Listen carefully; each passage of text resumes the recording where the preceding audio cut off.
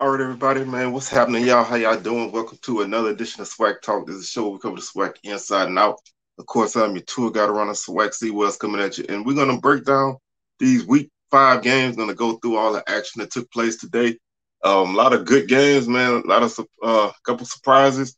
We in SWAC play, 5 SWAC games on the schedule, so we're gonna talk about them all. Before we do that, as usual, you can check out the socials on the screen. Facebook is SWAC Talk, Instagram is SWAC Talk, Twitter SWAC Talk 76. Cash App is $ SWAC Talk. If you want to show a little love to the show, that's the Cash App. If you haven't subscribed already, you can hit that subscription button. If you have, once you let somebody else know to subscribe, man, let's go ahead and get to that 1K. Let's get our way out of the 700s and get to the 8s and then the 9s and then the 1K, man. Let's continue that march. Hit that notification bell so you can be alerted to any videos that I upload.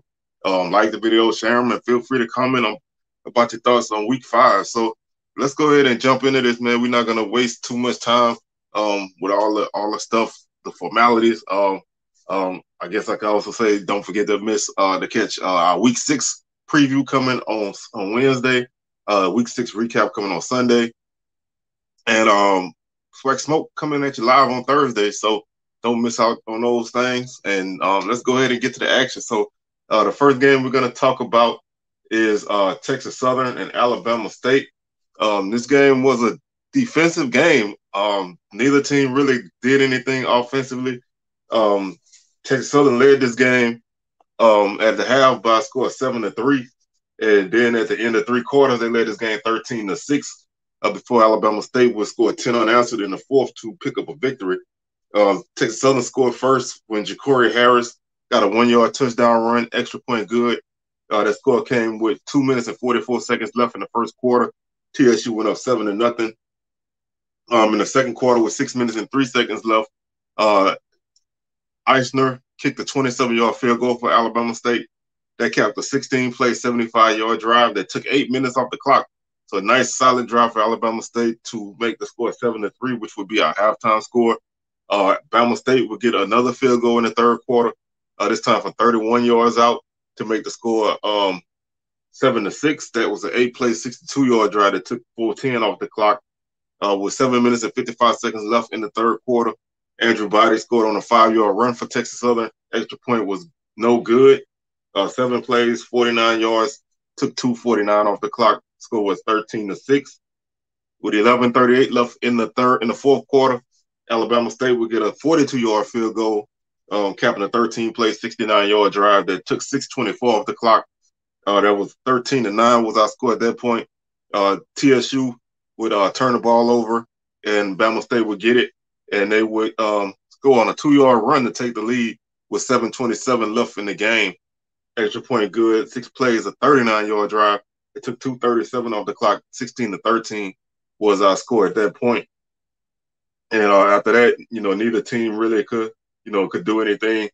And Bama State was able to finish things off.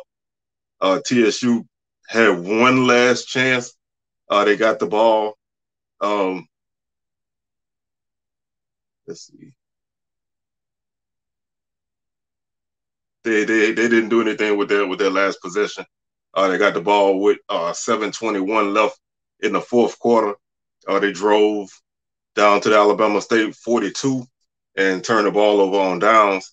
Then Bama State would get the ball with 4:14 left and run out the final 4 minutes of the game with a nice solid drive down to the Texas Southern 19 to end the game. So nothing really. No other chance for TSU after that last Bama State score, and Bama State would run the clock out to win this game 16-13. Statistically, Bama State 22 first downs, TSU 15, 225 on the ground for the Hornets, 52 carries, 4.3 yards per carry, 1 touchdown. Texas Southern 125 yards on the ground, 31 carries, 4 yards per carry, 2 touchdowns. 104 yards through the air for Alabama State. 9 of 19, no touchdowns, no interceptions. Texas Southern 95 yards through the air, 9 of 19 as well, no touchdowns, 1 interception. 329 total offense for the Hornets, 71 plays, 4.6 yards per play. 220 for the Tigers, on 50 plays, 4.4 yards per play. They did fumble twice and lost one. 12 penalties for Alabama State for 111 yards. 7 penalties for Texas Southern for 99 yards. This is the second SWAC game that Texas Southern did not have a good offensive outing. You know, there's a lot of inconsistencies with this offense. I mean, even if you look at the game they played against Southern, which they won that game, they had a long stretch in that game where they could not really put that game completely on ice. You know, they got that lead up to 14-0 in that game, and then you know it took a while before they got another touchdown, and then they didn't do anything again until the end. So this offense is still not at the stride that they should be at in SWAC games, especially. If you look at their scoring in SWAC games right now, they aren't scoring very many points. I think they're just not, you know, they're not really putting any points on the board in SWAC play, which is kind of surprising to me. That's not to say that they haven't faced any good defenses, because they faced statistically three of the top 5 defenses in the conference. But offensively, they haven't really scored a lot of points in conference play. They did get 23 points against Prairie View, but the offensive, that was a pick 6 in there. So offensively, you scored basically 17 points. You got the 24 against Southern, and now you got 13 in this game. So your scoring in conference play is going down. You've had 27 and 24 points respectively in FBS games. So the offense, you know, is really inconsistent right now, and that's kind of a surprise to me. Especially, you know, that was the one thing that a lot of people, me included, felt would be the catalyst to this team. But defensively, the Tigers are playing very well. They had another solid defensive outing. Bama State, another solid defensive outing for them. Offensively, they're still not, you know, putting it all together. But they managed to find a way to win this game. Alabama State, 39 minutes and 2 seconds time of possession. They were 8 of 18 on third downs and 1 of 1 on fourth down. Much better conversion rates than they had against Prairie View last week. No turnovers. So the two things that I said they needed to improve on this week, they did, and they were actually able to get a win. They were 3 or 4 in the red zone, and they had 2 sacks on the night. 20 minutes and 58 seconds time of possession with Texas Southern. 1 of 7 on third downs and 0 for 2 on fourth downs. That's just not going to get it done for you. 2 or 2 in the red zone, and they had 2 sacks as well. So this was honestly, for if you're either team, this was a waste of a great defensive effort. Now, if you're Bama State, it's less of a waste because you won the game. But if you're TSU, this is probably the best defensive game your team has played in a long time. And you just could not, you could not get, 3 touchdowns to win this game. Demetrius Davis, 9 of 19, 104 yards through the air, no touchdowns, no interceptions, 2 sacks. Andrew Body, 9 of 19, 95 yards, no touchdowns, 1 interception, 2 sacks. Their numbers are basically identical, and that should not be the case. TSU has to go back to the drawing board offensively and find out, what they're doing wrong and correct it, because this offense is much more explosive than they are showing. It's just not going right for them right now. Santo Dunn, 15 carries, 101 yards. He averaged 6.7 yards per carry. Juwan Howell came on late. He had 16 carries for 75 yards and a touchdown. He averaged 4.7 yards per carry. Davis, 9 carries, 30 yards. Merritt, 11 carries, 19 yards. Ladarius Owens led TSU with 13 carries for 58 yards. He averaged 4.5 yards per carry. Ja'Cory Howard, 6 carries, 44 yards, and a touchdown. He averaged 7.3 yards per carry. Andrew Body, 10 carries, 38 yards, and a touchdown. Keshawn Johnson led Alabama State with 2 catches for 57 yards. He had a longer 52. Juwan Howell, 2 catches, 14 yards. Jeremiah Hickson, 1 catch, 12 yards. Jalen Lay, 1 catch, 9 yards. Levante Chenault, 1 catch, 7 yards. Chauncey Moore, 1 catch, 7 yards. Derek Morton led TSU with 2 catches for 36 yards. Travis Ashane, Tavares Ashane, 2 catches, 25 yards. Lewis, 1 catch, 14 yards.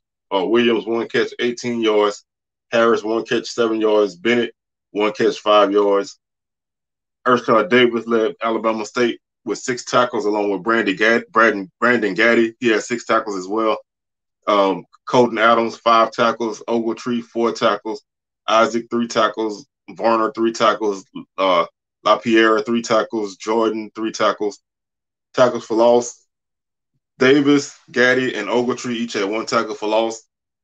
Davis and Ogletree had sacks, 1 sack apiece. Forced fumble was by Gaddy. Fumble recovery by Bellamy. Interception by Keenan Isaac. Tariq Cooper led Texas Southern with 10 tackles. Williams with 9. Martinez with 6. Akins with 6. Anderson, Spraggins, they each had 5 tackles apiece. And Wells had 4 tackles for loss, 3.5 for Akins, another big game for him. 1.5 for Martinez. Spraggins 1. Cooper 1. Williams 1. Pippins and Goins each had a half a tackle for loss apiece. Sacks went to Spraggins and Martinez. They each had 1. No forced fumbles and no interceptions. So, like I said, this was a defensive battle, honestly, and neither offense had any consistency. Bama State was able to capitalize on the TSU turnover late and find a way to put together a nice drive, which they did. Control the ball the whole game, as you could see with a 39-minute time of possession. They basically controlled this game. Offensively, they just couldn't really score. They didn't turn it over, and they were very good in conversion. So they made the most of their opportunities, and they were able to get a victory. Now they have to step up their game some more, because they have a tough game at home against JSU this week coming up. Texas Southern. Also, they have a matchup against UAPB coming up on Saturday. So, it's back to the drawing boards. You feel like you took a step forward the last couple of weeks, kind of took a slight step back. But that's how the season goes sometimes. So now it's, both teams still have some things to work on, and we'll see how they turn out.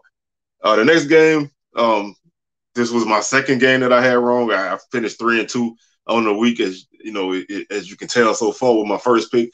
Bama A&M 35, Bethune-Cookman 27. Alabama A&M actually was up 14-0 in this game before Bethune-Cookman scored 2 touchdowns in the second quarter to make the score 14-14. Alabama A&M would get a 14-point third quarter to basically control this game and finish it out with a 7-7 fourth quarter. So they got 2 Donovan Eaglin touchdowns in the first and second quarters, 1 from 7 yards out and 1 for 6 yards out, to make the score 14-0. Bethune-Cookman would get on the board when Jalen Jones would get a 2-yard run coming off of a Bulldog turnover. 11-play drive, 93 yards, took 2:30 off the clock. So a long drive yardage-wise, but not a lot of clock used. 14-7 was the score at that point. Quayshawn Bird would tie the game up for Bethune-Cookman with an 8-yard touchdown run plus the extra point. 14-14, like I said, was our halftime score. Isaiah Cox caught a 9-yard pass from Xavier Langford. Extra point was good. Bulldogs lead at that point 21-10. 21-14. Marcus Riley would get a 14-yard pass from Jalen Jones. They went for 2 and didn't get it. The score was 21-20 at that point. That score came with 3:23 left in the third. With 33 seconds left in the third quarter, Cameron Young would get an 8-yard pass from Langford. Extra point good. That made the score 28-20. With 8:20 to go in the game, Eaglin scored his third touchdown, this time on a 3-yard pass from Langford. Made the score 35-20 after the extra point. That kept the 12-play 80-yard drive. Took 5:37 off the clock. And then Bethune-Cookman would score with 12 seconds left in the game when Bird got a 1-yard touchdown run. Extra point good, 35-27. So really solid game for Alabama A&M. 27 first downs for the Bulldogs, 22 for the Wildcats. 255 on the ground for Alabama A&M. Really, really good game on the ground for them running the ball. 5.1 yards per carry. They ran the ball 50 times. This is probably the best offensive effort of the season. 84 yards on the ground for Bethune-Cookman, 3.5 yards per carry, 24 carries, 3 touchdowns for them, 2 touchdowns for the Bulldogs. A&M gave up 364 through the air, though. Bethune-Cookman did have a very good passing game. 364 yards through the air, 25 of 43, 1 touchdown, 1 interception. And, Alabama A&M 204 yards through the air, 16 of 25, 3 touchdowns, 1 interception. 448 yards of offense for the Wildcats, 67 plays, 6.7 yards per play, 1 fumble, and they lost it. They had 11 penalties for 80 yards. Alabama A&M 459 total offense, 75 plays, 6.1 yards per play. They fumbled once but didn't lose it. They had 10 penalties for 80 yards. So both teams had pretty solid offensive efforts. Alabama A&M more through the air, Bethune-Cookman more through the ground, on the ground, Bethune-Cookman more through the air. But really good efforts for both teams offensively in this game. Time of possession, Bethune-Cookman 26 minutes and 27 seconds. They were 6 of 12 on third downs, 1 of 1 on fourth downs. They were 4 of 5 in the red zone, and they had 1 sack. Alabama A&M 3 of 3. 33 minutes and 33 seconds. Time of possession, 5 of 11 on third down, 1 of 1 on fourth down. They had 5 red zone scores, and they out of 6 chances, and they had 3 sacks on the night. Individually, Jalen Jones 24 of 38 for Bethune-Cookman, 353. 353 yards, 1 touchdown, no interceptions. He was sacked 3 times. Franklin 1 of 5 for 11 yards and an interception. No touchdowns, no sacks. Langford 16 of 25 for Alabama A&M, 204 yards, 3 touchdowns, 1 interception, and 1 sack. Looked like he's gonna be the guy at quarterback. He played the whole game for the Bulldogs. He had a really solid day for them. Jalen Jones led Bethune-Cookman with 14 carries for 55 yards and a touchdown. Quayshawn Bird 9 carries, 32 yards and a touchdown. Eaglin 27 carries for the Bulldogs, 190 yards, 2 touchdowns. He averaged 7 yards a carry. Big game for him. Jemison 13 carries for 55 yards. Langford 9 carries for 12 yards. Everett led the Wildcats with 4 catches for 83 yards. Dylan Lee 5 catches, 71 yards. Reed 4 catches, 64 yards. Ellington 5 catches, 63 yards. Powell 4 catches, 47 yards. Riley 2 catches, 19 yards and a touchdown. Bird 1 catch for 17 yards. Young 3 catches, 54 yards for the Bulldogs and a touchdown. Clark 3 catches, 48 yards. Gardner 2 catches, 26 yards. Johnson 1 catch, 17 yards. Ibrahim 2 catches, 15 yards. Hambrick 1 catch, 12 yards. Eaglin 2 catches, 12 yards and a touchdown. Jemison 1 catch, 11 yards, and Cox 1 catch, 9 yards and a touchdown. Lewis led Bethune-Cookman with 11 tackles. Jones 10, Blake and Smith and Ratliff, they each had 7. Hall with 5 tackles for loss. Hampton 2, Jones 2, Hall 1, McKenzie 1, and Lewis 1. The sack was by Jones. Jones also had a forced fumble, no recovery, and the interception was by Hill Robinson. Terry led the Bulldogs with 9 tackles. Douglas and Rice each had 7. Benson with 5. Hayes, Becker, McNeil, and Hester, they each had 4 tackles apiece. Tackles for loss, Hester 1.5, Douglas 1, McNeil 1, Terry 1, Bell, Becker, Richardson, they each had a half a tackle for loss apiece. Sacks, 1 sack for Douglas, 1 for McNeil, half a sack for Terry, and a half a sack for Hester. Forced fumble was by Hester, recovery by Hester. Interception by Douglas.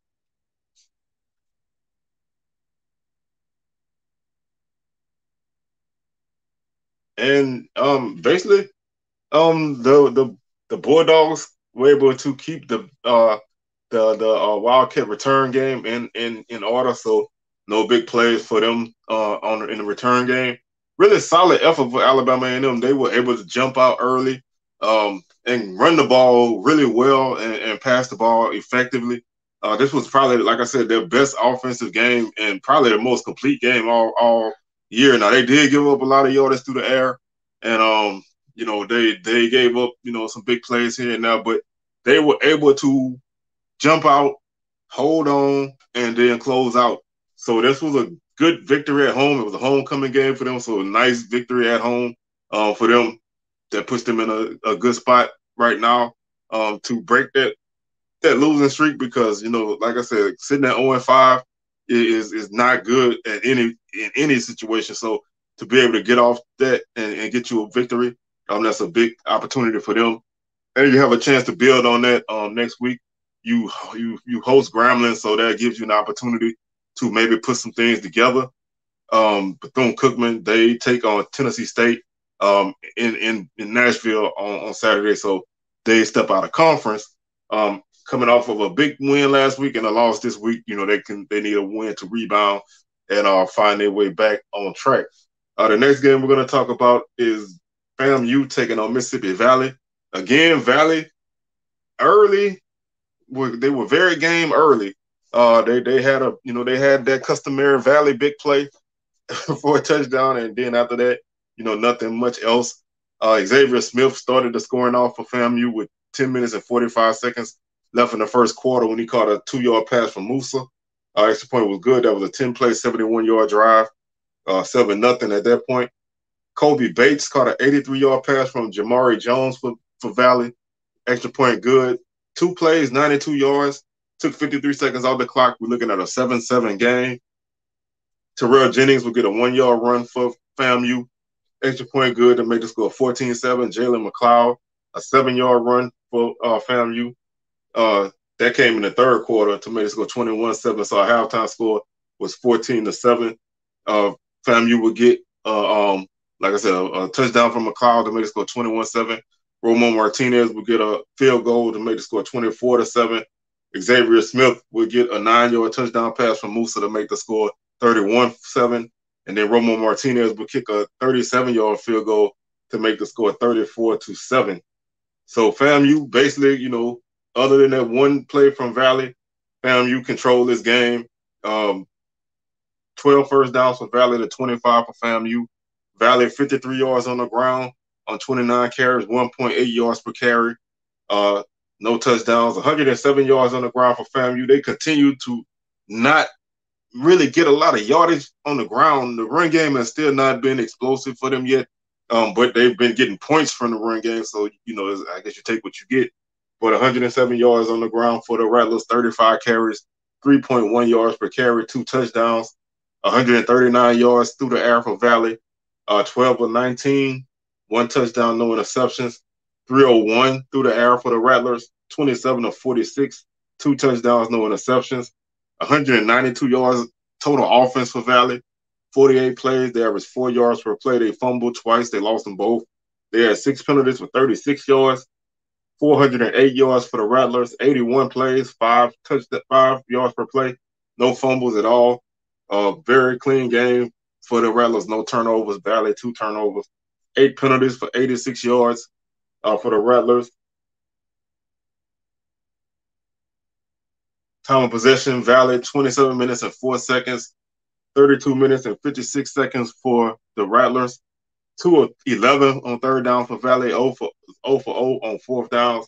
They were 0 of 1 in the red zone.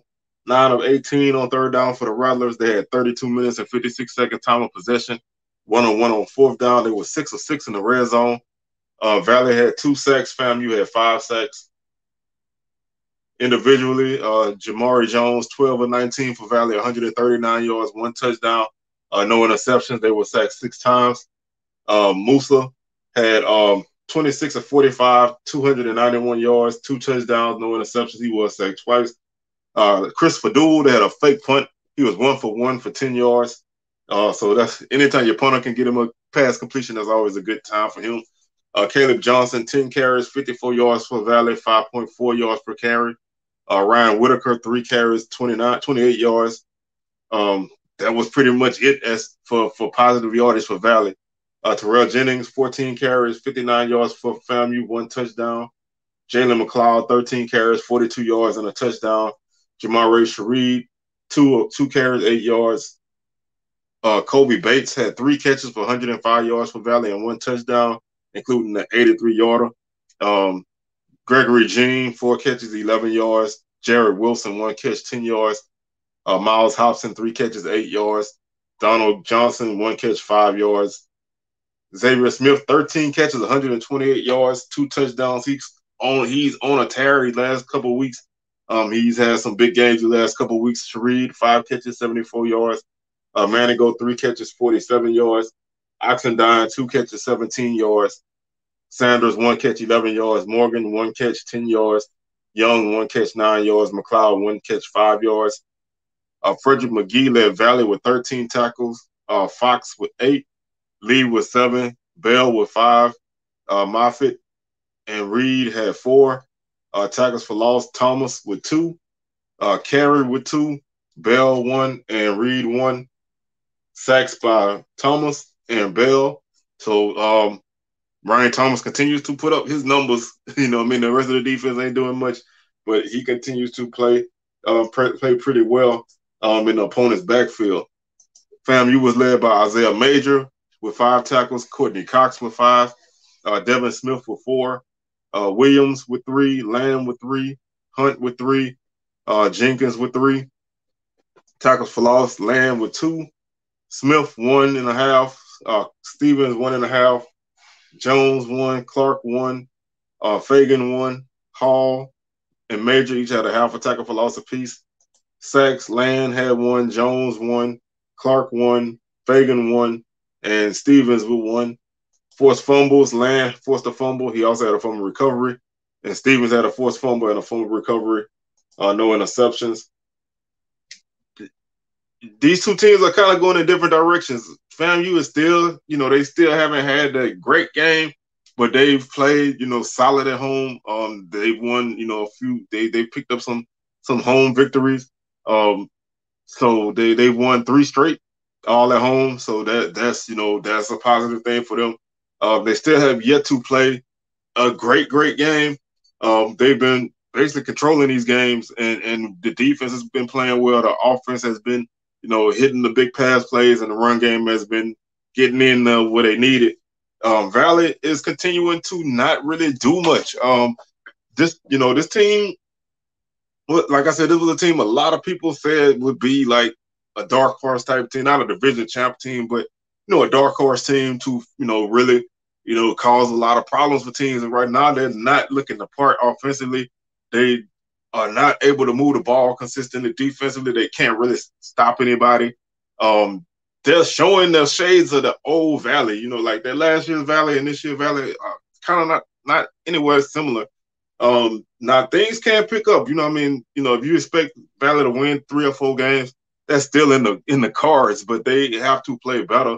You know, they've come out of the tougher portion of their schedule, but they host Alcorn next week. So they're back at home, but Alcorn's gonna be a tough task for them. But we'll see how they do with that. South Carolina State is FAMU's next opponent, and that's a big game on the road for the Rattlers as they step out of conference to take on an old MEAC foe. So we'll see how much better FAMU is now that they're stepping out on the road against a team who is pretty formidable. I mean, they did, you know, they're a team who is a MEAC contender. So you're going to see a good test for FAMU in this one coming up next week. The next game we're going to talk about is Southern and UAPB. Southern is an enigma. Let's just put it that way. Southern is an enigma. At home, Southern's scoring a ton of points at home and not giving up anything at home.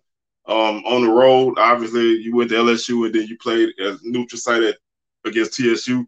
You scored 17 total points in those games. You gave up 89 points in those 2 games combined. You basically scored 86 at home and 59 at home. So you still, you know, Southern is somewhere in the middle of all of that. You know, I think, you know, this team played a really good game this game. I'm not going to even, you know, bitch and moan about too much. They had a tipped interception, which I think is gonna probably be an issue for Southern all year. But I thought this team played really, really good defensively. You know, Pine Bluff came in, you know, without Skylar Perry. He got banged up against Alcorn. They also missed a couple guys on defense. But to me, missing those few guys should not be the difference that the score indicated. Southern's defense played very well. They shut down Pine Bluff's running game. Pine Bluff was second in the league in rushing coming into this game, and they did not have any success on the ground. Southern forced 5 turnovers. So I think Southern defensively has been, lost in the shuffle of the LSU game and the Texas Southern game. Southern defense has been playing really well. They got Jason Dumas back, and he was huge this week. He was a disruptive force, and that opened up a lot of things for a lot of other guys. And they just made it hard for Pine Bluff. Other than that one drive that Pine Bluff got their field goal off of, they did not have any success moving the football. Southern was able to get it done on the ground. They rebounded from that interception, and they were able to do some things with McCray, getting him out of the pocket, giving him, shorter passes, letting the receivers and backs run with catches, and just working the underneath stuff and getting them some confidence. And they were able to have a better game. Kendrick Rhymes came up big in this game. He had 3 touchdowns. He had a 4-yard touchdown reception to open up the scoring for Southern. Like I said, Southern threw interception. Pine Bluff drove and kicked a 37-yard field goal to make the score 7-3. Then Southern would go on a tear in the second quarter. They got a 35-yard pass from McCray to Dyson to make the score 14-3. Then Corion Harris had a 62-yard pick six for Southern to make the score 21-3. Rhymes would get a 29-yard touchdown to make the score 28-3. McCray would run a 36-yard touchdown to make the score 35-3. Rhymes would get another touchdown after an interception to make the score 42-3 at the half. Gregory Perkins would catch a 14-yard pass from McCray, make the score 49-3. Cassius Allen would catch a 10-yard pass from McCray to make the score 56-3.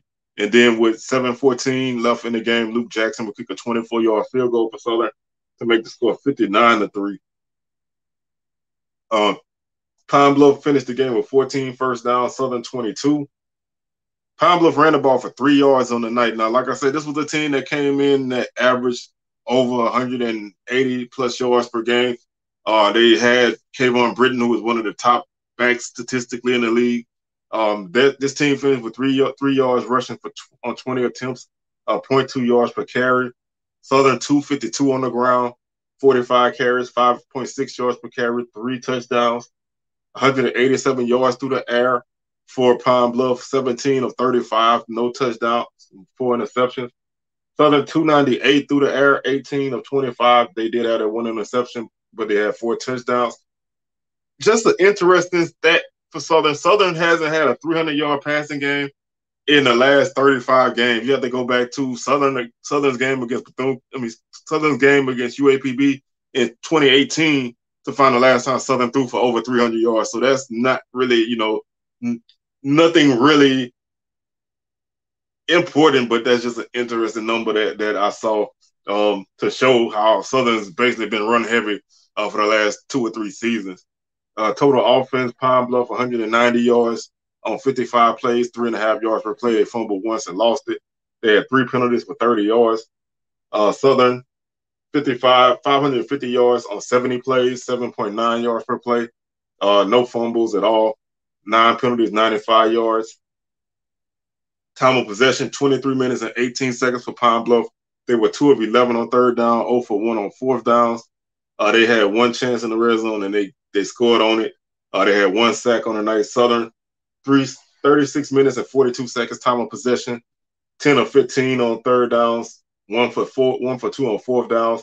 They were 5 of 6 in the red zone, and they had 3 sacks on the night. Individually, Jalen Macon, 12 of 21 for Pine Bluff, 134 yards, no touchdowns, 3 interceptions. He was sacked 3 times. Chancellor Edwards, 5 of 14 for 53 yards, no touchdowns and an interception. Bashawn McCray, 14 of 18 for Southern, 241 yards, 4 touchdowns, 1 interception. He was sacked once. Bubba McDaniel, 4 of 7 for 57 yards. He had a longer 35, no touchdowns, no interceptions, no sacks. Thomas Mimes led Pine Bluff with 3 carries for 11 yards.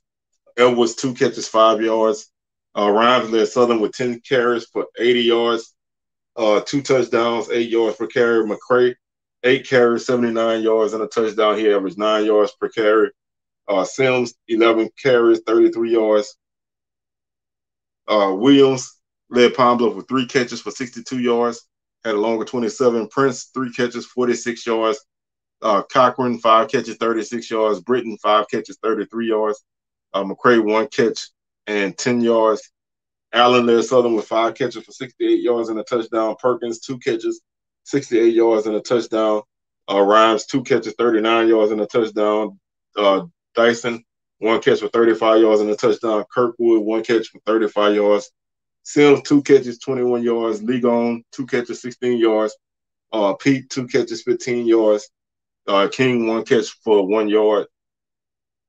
Rico Dozier led Pine Bluff with 11 tackles. 6 tackles for Woods. Askew had 6.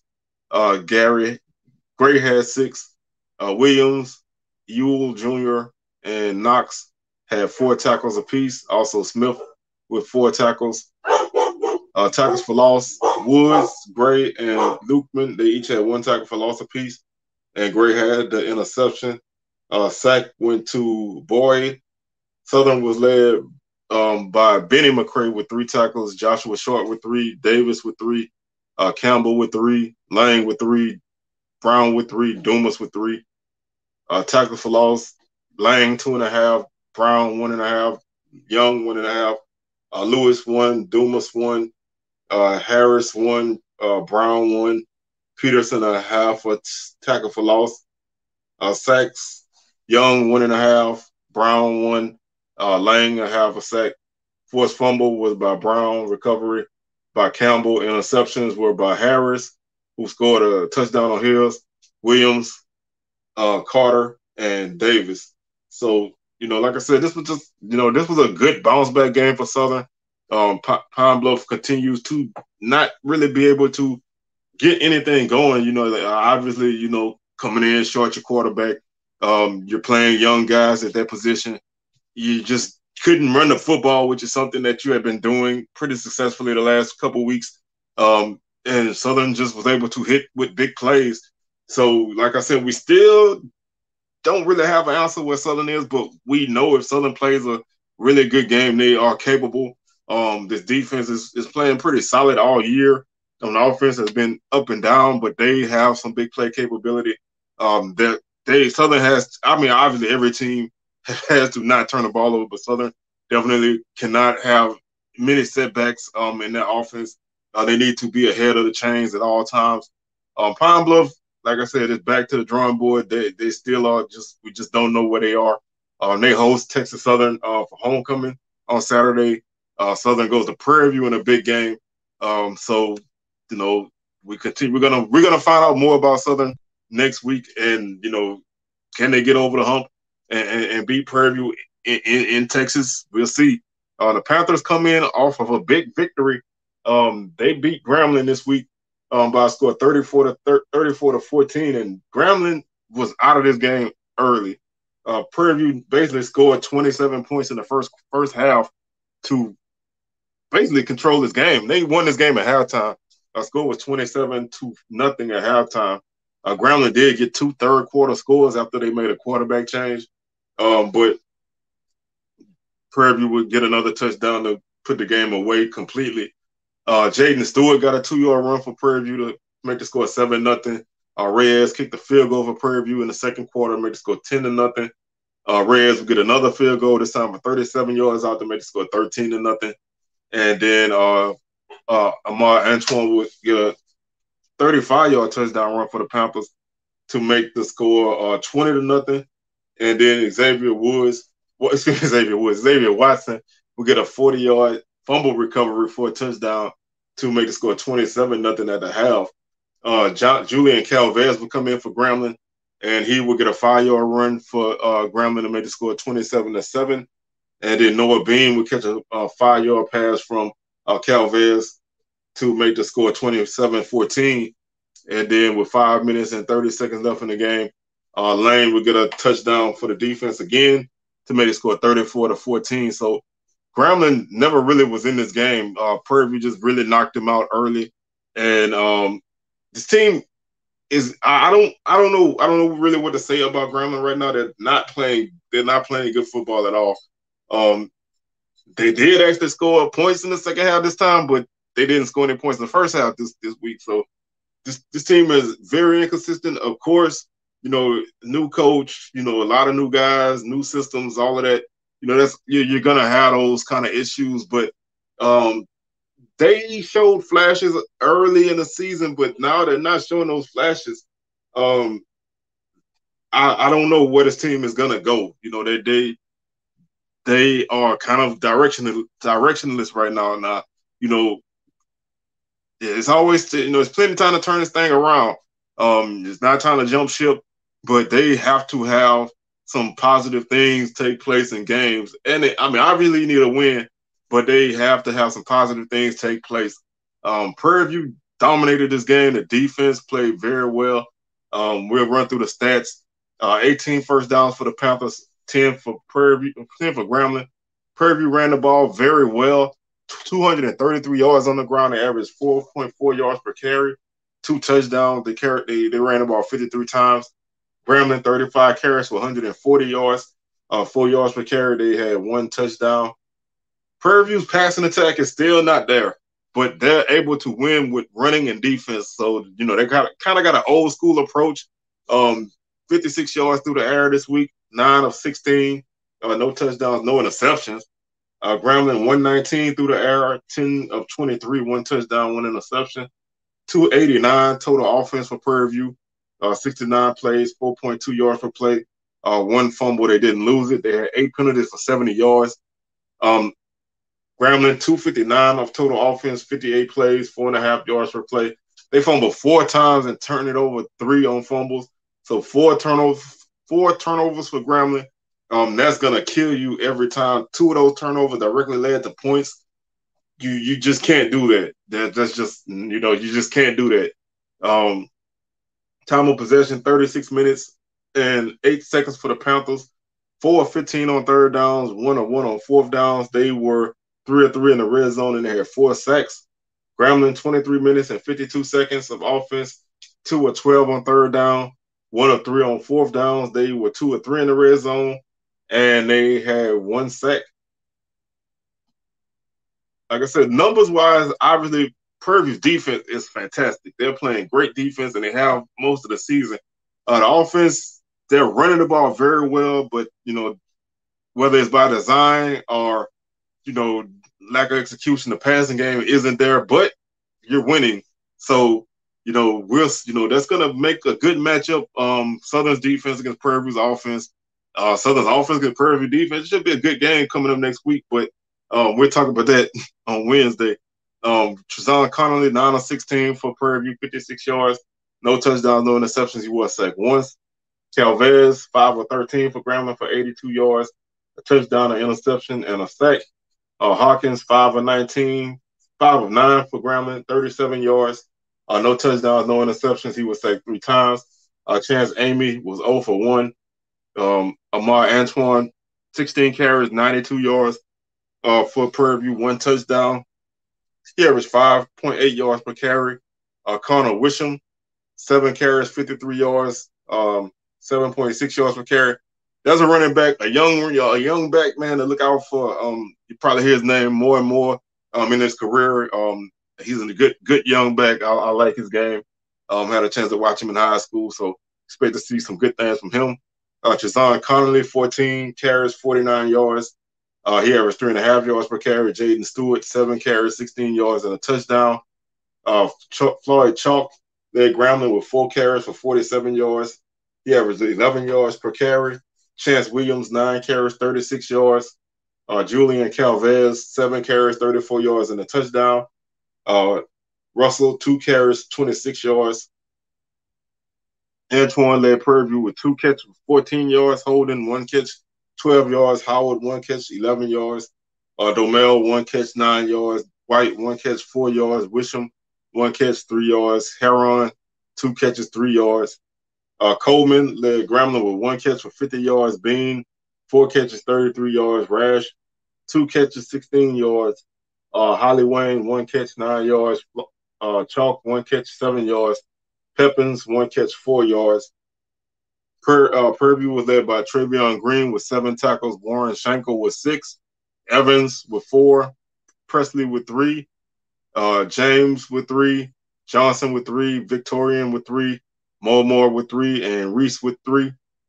Tackles for loss, Evans 1.5, Schenkel 1, Jones 1, James 1, Reese 1, Johnson with a half for tackle for loss.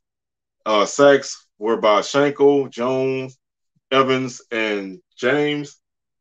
Jones had a forced fumble. Lacey had a forced fumble. Recoveries were by Watson and Lane. Interception was by Lewis. Grambling was led in tackles by Lewis Matthews with 17 tackles. I said it every week, man. This guy's a tackling machine. He's always around the football. So 17 tackles for him. 10 tackles for Reed. Thomas with 7. Sheffield with 7. Carter with 7. Mitchell with 6. Green with 6.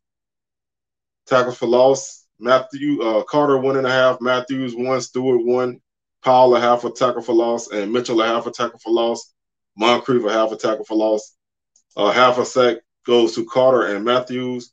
No forced fumbles and no interceptions.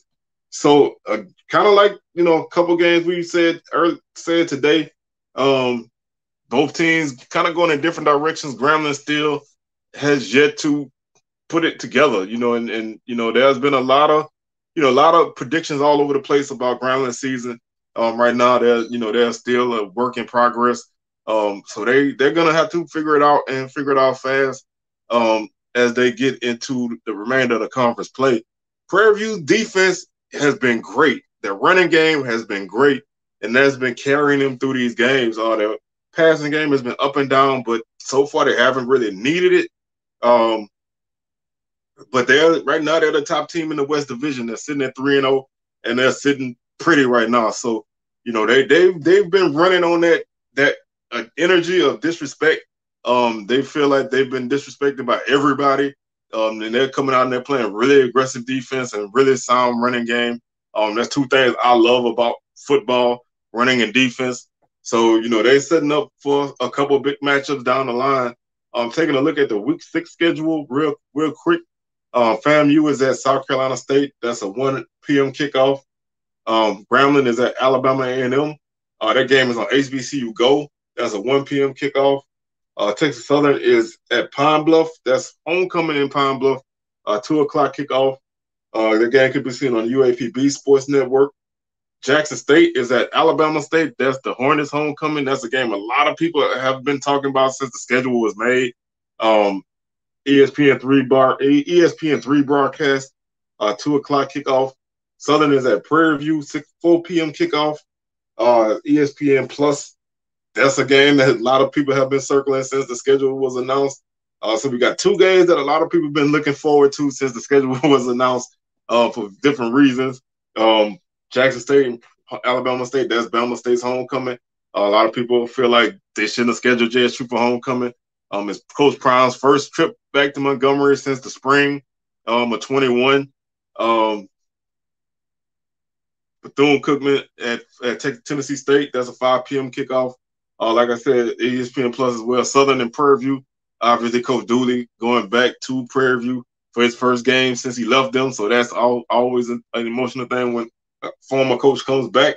And Alcorn and Valley hook up in Itta Bena. That's a 6 p.m. kickoff. ESPN Plus broadcast as well. So most games are early this week coming up. Only one late game. So most games are ESPN Plus or ESPN3. Like I said, the HBCU Go game is Grambling and Alabama A&M. So pretty full slate. We have 5 conference games, 2 non-conference games. So everybody's in action this week. Nobody's off. And we're going to have some more separation take place. We're going to start to see these standings shape up as we head into October full speed. So this was a very exciting week of football. I'm glad I was able to cover it for you guys. Make sure you subscribe if you haven't done so already. If you haven't, hit that button that's going to pop up on the screen to subscribe. If you have, let somebody else know so they can subscribe. Make sure y'all check me out on Wednesday when we do our Week 6 preview. SWAC Smoke live on Thursday, and then our Week 6 recap on Sunday. So that's pretty much our schedule. Probably after Week 7, I'm gonna start to do a look at the statistical leaders, offense, defense, individual leaders. I'm gonna probably wait till like after week 7 to do that. We're about the halfway point of the season at that point. Teams will kind of be more who they are by that point, and we'll start to look at who's leading in the conference in stats, who's not, what's the surprise, what's not, and we'll start to do that as we move into the season. So that's gonna do it for me today. Y'all enjoy y'all Sunday, and I'm gonna do the same. And we'll catch you guys on Wednesday with another edition of SWAC Talk. We're out of here. Peace.